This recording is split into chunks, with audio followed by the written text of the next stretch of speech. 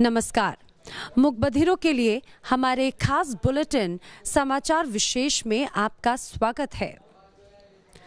संसद में आज हैदराबाद हैवानियत का मुद्दा गूंजा। लोकसभा की कार्यवाही शुरू होते ही सांसदों ने इस मुद्दे को उठाया।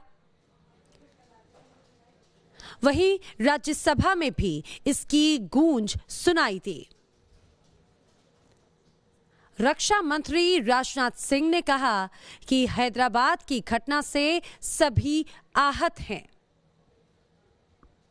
इस पर सरकार कठोर कानून बनाने को तैयार है। सांसद जया बच्चन ने कहा कि आरोपियों की लिंचिंग होनी चाहिए ताकि ऐसे अपराधियों के मन में खौफ पैदा हो सके। वहीं कांग्रेस नेता गुलाम नबी आजाद ने कहा कि सिर्फ कानून बनाने से काम नहीं चलेगा। हैदराबाद में महिला डॉक्टर के साथ हुई हैवानियत के खिलाफ देश भर में विरोध प्रदर्शन जारी है। गैंगरेप को अंजाम देने वाले दरिंदों को सख्त से सख्त सजा देने की मांग की जा रही है। हिंदुस्तान के कोने कोने से आरोपियों को फांसी की मांग उठ रही है। हैदराबाद रेप केस पर तेलंगाना के सीएम केसीआर ने कहा कि फास्ट ट्रैक में आरोपियों का केस चलेगा। मामले की जल्द ही जांच के निर्देश भी दिए गए हैं। बीजेपी सांसद और पूर्व केंद्रीय मंत्री अनंत हेगड़े ने आज बड़ा दावा किया। हेगड़े ने कहा कि महाराष्ट्र में देवेंद्र फडणवीस 80 घंटे के लिए दोबारा सीएम इसीलिए बने कि केंद्र से आए हुए 40,000 करोड़ के फंड को वापस किया जा सके। हेगड़े ने कहा कि फंड इसीलिए वापस किया गया ताकि तीनों दल मिलकर फंड का गलत इस्तेमाल ना कर सकें। हालांकि पूर्व मुख्यमंत्री देवेंद्र फडणवीस ने इस दावे को पूरी तरह से खारिज कर दिया। लेकिन सत्ता पक्ष को अब इस बयान के बहाने मौका मिल गया है और वो बीजेपी को घेरने में जुट गई है। शिवसेना ने कहा कि ये महाराष्ट्र की जनता के साथ धोखा है।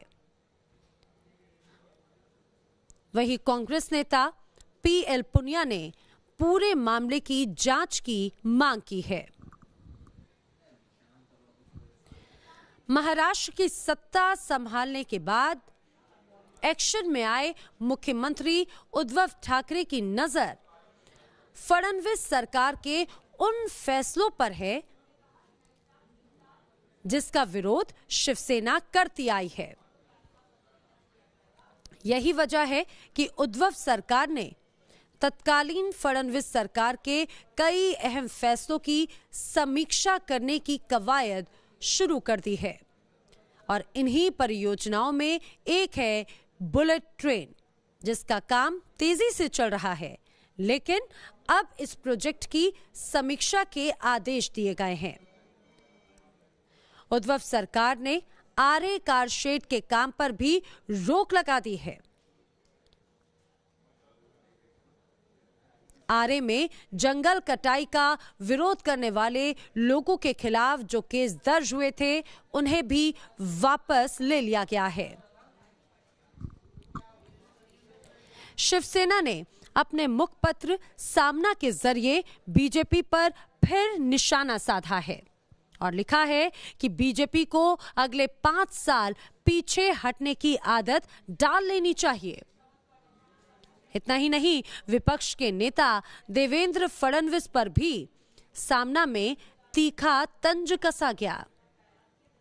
सामना में लिखा गया कि 170 की बहुमत देखकर फडणवीस के नेतृत्व वाला विपक्ष विधानसभा से भाग खड़ा हुआ।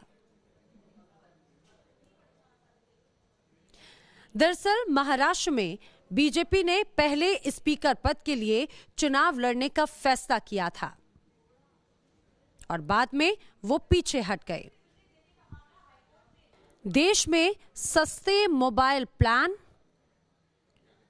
और डेटा प्लान का जमाना खत्म होने वाला है।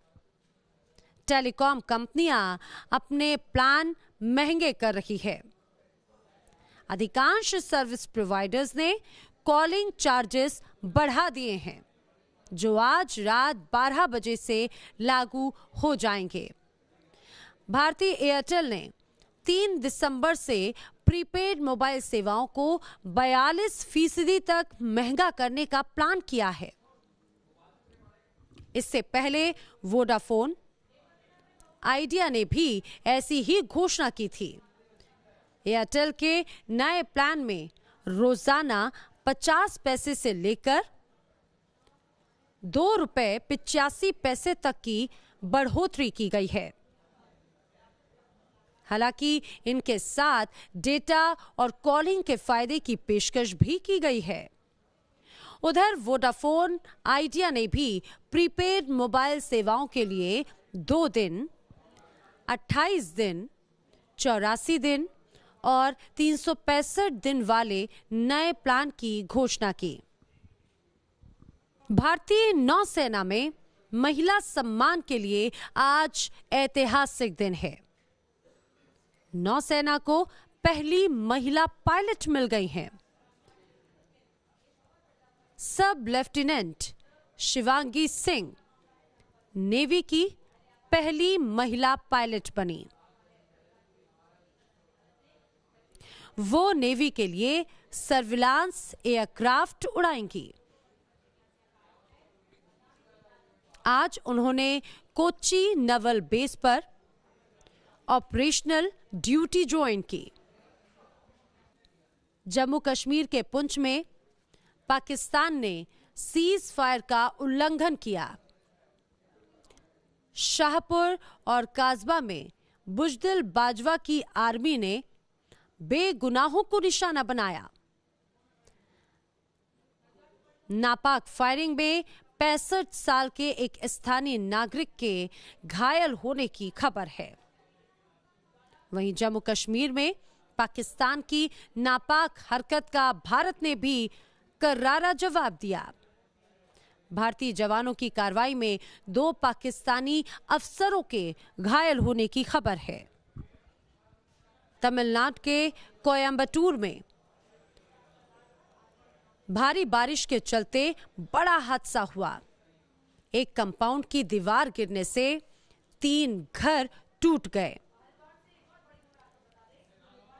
इस हादसे में 15 लोगों की जान चली गई।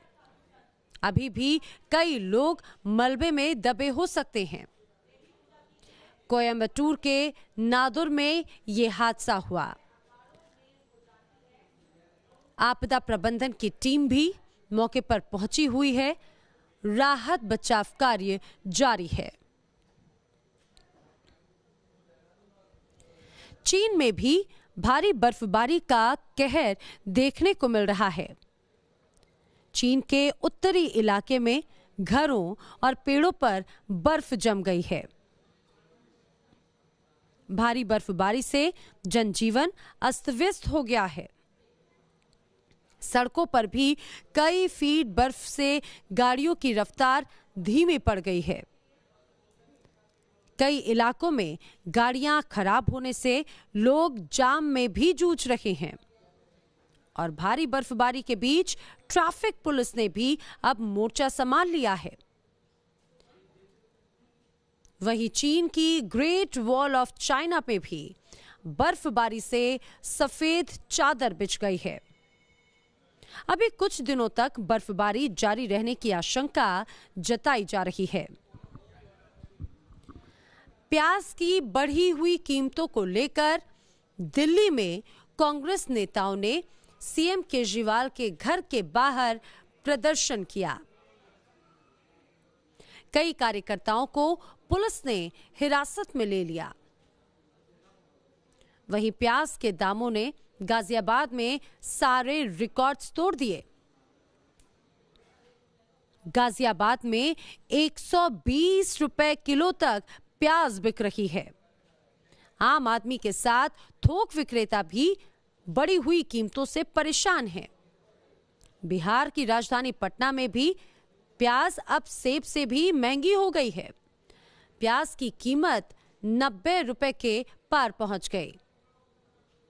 अब तक आपने देखी देश और दुनिया की तमाम खबरें।